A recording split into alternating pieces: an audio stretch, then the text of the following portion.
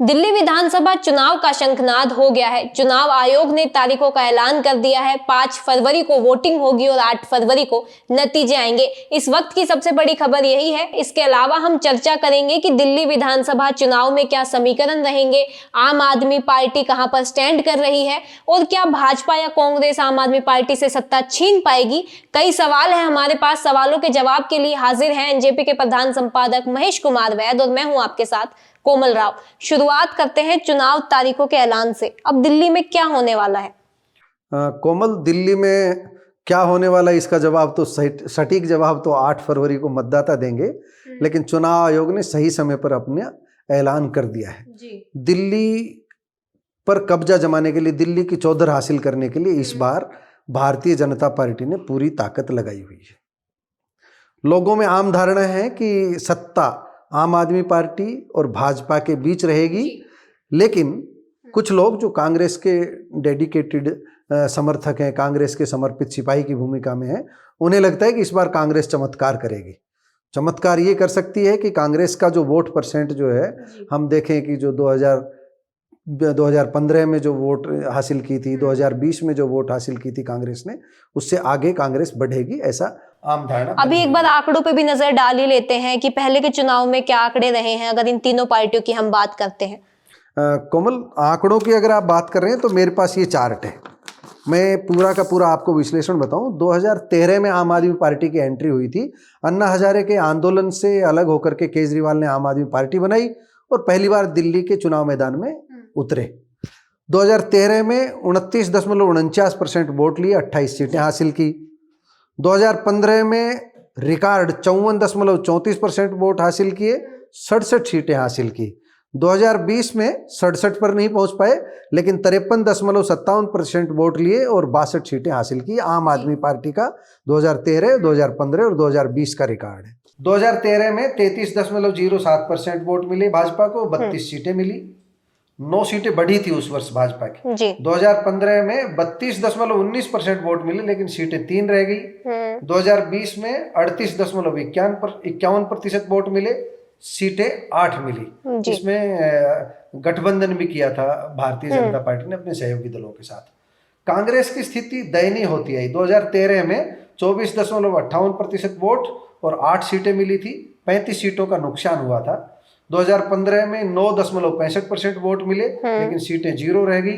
2020 में सिर्फ 4.26% वोट और सीटें वही 0 रह गई। सबसे बुरी स्थिति कांग्रेस की रही है जो है। तो कांग्रेस की स्थिति इतनी बुरी इसलिए हुई क्योंकि भारतीय जनता पार्टी का विकल्प आम आदमी पार्टी को मतदाताओं ने मान लिया जी।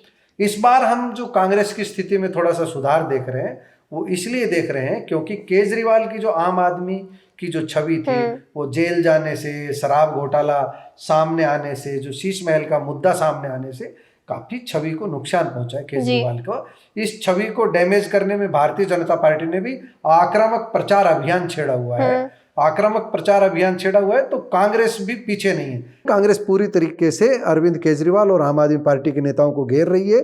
तो आम आदमी पार्टी की जितनी मजबूती से घेराबंदी कांग्रेस कर रही है और कांग्रेस की जितनी संभावना थोड़ी थोड़ी बढ़ रही है, भारतीय जनता पार्टी उसी में अपना फायदा देख रही है। भाजपा को लगता है कि कांग्रेस का थोड़ा सा आगे बढ़ना उनके लिए वरदान बनेगा और वो सत्ता आम आदमी पार्टी से छीन लेंगे। यही समीकरण अभी आम लोगों के बीच धारणा है। लेकिन अरविंद केजरीवाल ने 2015 में, 2020 में बड़ी संख्या में सीटें जीती थी, 67 और 62। इसलिए अरविंद केजरीवाल अभी आसानी से हार मानने वाले नहीं है। उनके पास भी भारतीय जनता पार्टी की तरह रूट लेवल पर काम करने वाली टीम है और अच्छे वक्ता है।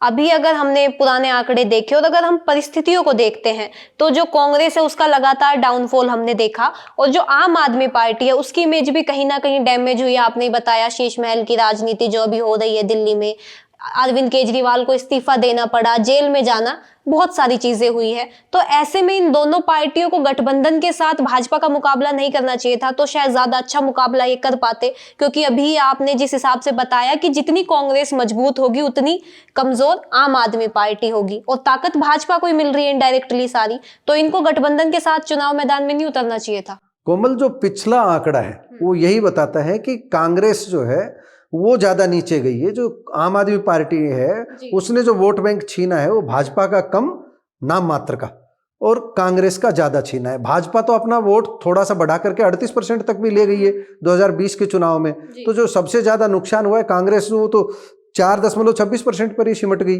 तो इस बार अगर कांग्रेस थोड़ा सा अप आती है तो उसका सीधा सीधा फायदा जो है भाजपा को हो सकता है, ऐसी आम धारणा है। लेकिन जरूरी नहीं जैसा हम सोच रहे हैं वैसा ही होगा। मतदाता जरूरी नहीं कि केजरीवाल पर जो आरोप लगाए जा रहे हैं उनको मान ही लेंगे। मैं ये कह रहा हूं कि उनकी छवि को नुकसान पहुंचा है आम आदमी की बजाय। जो उन्होंने अपने सरकारी आवास में करोड़ों रुपए खर्च किए, उसकी साज सज्जा पर जो खर्चा हुआ है, उससे आम आदमी छवि को, आम आदमी की जो उनकी छवि थी केजरीवाल को, उसको धक्का लगा है।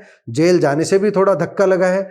लेकिन मतदाता इसे स्वीकार करते हैं या इस बात में भरोसा करेंगे केजरीवाल के? क्योंकि अरविंद केजरीवाल तो यही जवाब दे रहे हैं, उनकी पूरी टीम यही जवाब दे रहे हैं, मनीष सिसोदिया पलट कर यही जवाब दे रहे हैं, आतिशी यही जवाब दे रही है कि अरविंद केजरीवाल को घेरने के लिए झूठे आरोप लगाए जा रहे हैं, निरर्थक आरोप लगाए जा रहे हैं।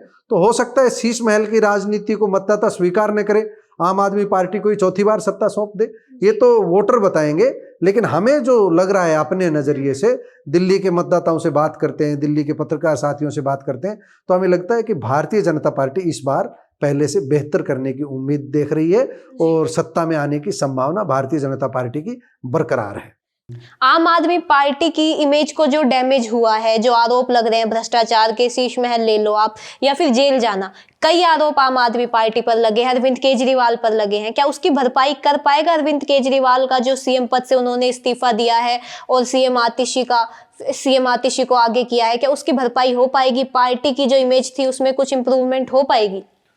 कोमल, अरविंद केजरीवाल बहुत चतुर राजनीतिज्ञ हैं, जिनको कहते हैं ना, जो पॉलिटिशियन, जो साम दाम दंड भेद सारे गुण उनमें हो। मतलब भारतीय जनता पार्टी को जो जवाब कांग्रेस नहीं दे पाती वो अरविंद केजरीवाल दे पाते हैं, उनकी टीम दे पाती है। मतलब जिनको देसी भाषा में कहते हैं ना, तोड़ का है, वो पीछे नहीं है। तो अरविंद केजरीवाल जो है वो जवाब देने का पूरा प्रयास कर रहे हैं। लेकिन लोगों में एक धारणा तो बनी है कि आम आदमी ने सरकारी कोष से इतना पैसा क्यों खर्च किया। तो आम लोगों में ये सवाल तो है। लेकिन मतदाता क्या रुख अपनाते हैं ये समय बताएगा। क्योंकि अरविंद केजरीवाल ने भी जो दिल्ली में स्कीम चला रखी है, बिजली का है, पानी का है, जो मुफ्त सुविधाएं दे रखी है, बसों की यात्राओं में जो दे रखी है सुविधाएं, उनका असर पड़ सकता है। इसलिए आम आदमी पार्टी को हम ये नहीं कह सकते कि भाजपा उनसे सत्ता छीन ही लेगी या कांग्रेस उनसे सत्ता छीन ही लेगी। आम आदमी पार्टी को आउट ऑफ रेस नहीं कह सकते। लेकिन ये मैं जरूर कह सकता हूँ, आम आदमी पार्टी 2020 जैसी पोजीशन में नहीं रहेगी। जो इमेज की जो आप बात कर रहे हैं, उसका कुछ न कुछ नुकसान जरूर होगा, मत प्रतिशत में भी होगा और सीटों के नुकसान पर डैमेज कंट्रोल हो सकता है इस पोजीशन में? संभावना है। लेकिन अभी तो 1 महीने का टाइम है। 5 फरवरी को वोटिंग होनी है। 5 फरवरी तक बहुत दरिया में पानी बहना है। कौन कितना आक्रामक चुनाव प्रचार चला पाता है ये देखना होगा। क्योंकि राजनीति है, राजनीति में 1 घंटे में भी बहुत डैमेज हो जाता है, एक बयान भी बहुत डैमेज कर देता है। यहाँ तो 1 महीना पड़ा है और सामने नरेंद्र मोदी जैसे धुरंधर प्रचारक हैं। एक जो भाजपा पे फर्जी वोटर्स का जो आरोप लगा रही है आम आदमी पार्टी, इससे फर्क पड़ेगा भाजपा की इमेज पे कुछ? हाँ, मुझे ये लगता है जैसे आतिशी को आज शायद चुनाव आयोग जाना था और आतिशी का कल का बयान भी आपने देखा होगा, समाचार पत्रों में छप रहा है। उनका सीधा सीधा आरोप है, वो कुछ निश्चित तारीख जो है वो बता रही हैं कि इन तारीखों को वोट कटने के इतने आवेदन आते हैं और इन तारीखों को इतने नए वोट जुड़ने के आवेदन आते हैं। तो वोटों का कटना और वोटों का जुड़ना चुनाव के समय बिल्कुल सामान्य प्रक्रिया है, लेकिन एक सीमित संख्या में। जब थोक के भाव हजारों में वोट कटते हैं और हजारों में नए वोट जुड़ते हैं तो शंका पैदा होना स्वाभाविक है। आम आदमी पार्टी के आरोपों में दम नजर आता है। आम आदमी पार्टी के आरोपों की जांच होनी चाहिए और भारतीय जनता पार्टी को इसका जवाब देना होगा और चुनाव आयोग को भी इसका जवाब देना चाहिए। क्योंकि जो आरोप है वो बहुत गंभीर प्रकृति के हैं। अगर आतिशी के आरोपों में दम नहीं है तो पूरी तरह तर्कों के साथ भारतीय जनता पार्टी को सामने आकर के जवाब देना चाहिए। एक बड़ा सवाल दिल्ली की राजनीति में फिलहाल ये भी है कि भाजपा का सीएम फेस कौन होगा। भाजपा मोदी के चेहरे पर ही चुनाव लड़ रही है और इसी को लेकर आम आदमी पार्टी ने एक वीडियो भी जारी किया था हाल ही में, जिसमें उन्होंने पूछा था कि आपका दूल्हा कौन है भाजपा से, जिसके बाद ये पूरे पोस्टर वार शुरू हुआ। उसके बाद भाजपा आम आदमी पार्टी को आपदा कहकर एक पोस्टर जारी करती है। तो एक तो भाजपा के सीएम फेस को लेकर आपकी क्या राय है, और जो ये पोस्टर वार हम देखते हैं लगभग अब हर चुनाव में होने लगा है, कांग्रेस भाजपा आम आदमी पार्टी तीनों का ही, तो इसको आप किस नजरिए से देखते हैं? कोमल, 40 साल पहले की अगर राजनीति आप नहीं देख पाई, जिन्होंने देखी है, बड़े नेताओं के भाषण सुने हैं, बहुत शालीन रहे हैं। अब जो भाषा का स्तर है वो बहुत गिर गया है जी। शेर को सवा शेर जैसा जवाब देने के लिए तू कितना गिर सकता है, मैं कितना गिर सकती हूँ, गिरावट की होड़ लग रही है। खुद को परिपक्व दिखाने की होड़ नहीं है, ये राजनीति में बड़ी गिरावट है। तो हम इस चुनाव में जो देख रहे हैं वो भाषा का स्तर बहुत निम्न। इस चुनाव में क्या पीछे से जो हम देख सकते हैं कि पिछले 30 साल पहले, 20 साल पहले, 10 साल पहले और अब लगातार गिरावट आ रही है। जहाँ तक दूल्हे की बात है तो सभी पार्टियां अपनी सुविधा के हिसाब से जवाब देती रही है। जहाँ भारतीय जनता पार्टी का चेहरा होता है किसी राज्य में, वहाँ भारतीय जनता पार्टी दूसरे दलों से जिनका चेहरा घोषित नहीं होता ये ऐसे ही सवाल करती है। या अरविंद केजरीवाल सवाल कर रहे हैं भारतीय जनता पार्टी से, क्योंकि अरविंद केजरीवाल ने खुद को चेहरा एक तरह से भारतीय जनता पार्टी को जवाब दे दिया है कि हमारा तो चेहरा हम है। अरविंद केजरीवाल ही चीफ मिनिस्टर फेस है। उन्होंने पिछले दिनों एक सार्वजनिक बयान में ही कह दिया था, तो आतिशी अस्थाई चीफ मिनिस्टर। तो अस्थाई चीफ मिनिस्टर मतलब ये कुछ कार्यकाल के लिए जब तक चुनाव है तब तक है। तो आप कह सकते हो तो छाया मुख्यमंत्री के रूप में काम कर रही है। चुनाव तो अरविंद केजरीवाल के फेस पर ही लड़ा जा रहा है। तो उनका जवाब ठीक है, भाजपा से वो दूल्हा इसलिए जानना चाह रहे हैं क्योंकि भाजपा बंद मुट्ठी से चुनाव लड़ना चाह रही है, मुट्ठी खोलना नहीं चाह रही। 2014 का हरियाणा का चुनाव अगर आपको याद हो तो कई चेहरे थे, अनिल विज भी, राव इंद्रजीत भी, दूसरे कई चेहरे थे, तो सभी मनोहर लाल भी उनमें से एक थे। तो सबको बताया हुआ था कि ये भी चीफ मिनिस्टर फेस है, ये भी चीफ मिनिस्टर, अघोषित रूप से, नाम लेकर नहीं लेकिन संकेतों से। अभी दिल्ली में प्रवेश वर्मा है, दूसरे और कई चेहरे हैं, उनको सामने सीएम कैंडिडेट के रूप में नहीं लाया जाएगा, लेकिन ऐसा दिखाया जाएगा कि इन्हें भी चीफ मिनिस्टर बनाया जा सकता है ताकि वोटों का ध्रुवीकरण, वोटों का समीकरण साधा जा सके। तो इसी दिशा में भारतीय जनता पार्टी बढ़ रही है। और भाजपा की ताकत जो मैं पहले ही बता चुका, सबसे बड़ी यही है कि कांग्रेस का प्रदर्शन इस बार कुछ अच्छा रहने वाला है। तो इस अच्छे प्रदर्शन में भाजपा अपने लिए अच्छी संभावना देख रही है। चलिए अब हम समापन की ओर बढ़ते हैं, बाकी मुद्दों पर बाद में बात करेंगे। अभी 1 महीने के अंदर चुनाव है, कुछ तो समीकरण बन ही चुके होंगे। अगर आज से हम नजर डालते हैं कि दिल्ली में क्या नतीजे आएंगे, क्या रहने वाला है, तो कौन सी पार्टी कहां पर स्टैंड कर रही है आपके अनुसार? कोमल, मेरा मानना है कि आम आदमी पार्टी की सीटें कम होंगी, आम आदमी का वोट प्रतिशत भी कम होगा। भारतीय जनता पार्टी अपनी जो स्थिति है उसको बरकरार रख सकती है, 1 या 2% वोट ऊपर नीचे हो सकते हैं, लेकिन सीटों की संख्या का सवाल है वो जरा पेचीदा है। कांग्रेस 2015 में 9% से कुछ ज़्यादा वोट लेकर के भी 0 पर अटक गई थी, और जो 2020 का चुनाव था उसमें 4% से कुछ ज़्यादा वोट लेकर भी 0 पे अटक गई थी।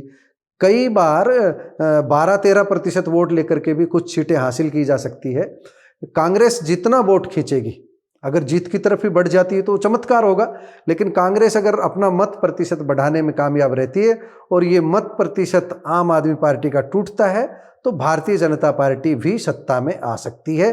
तो मेरे हिसाब से भाजपा और आम आदमी पार्टी के बीच सत्ता की रोचक लड़ाई होने वाली है, और ये लड़ाई जो है ये गेंद कांग्रेस के पाले में चली गई। कांग्रेस कितना अच्छा प्रदर्शन कर पाती है वो उस पर निर्भर करेगा। धन्यवाद सर, आपने हमें समय दिया।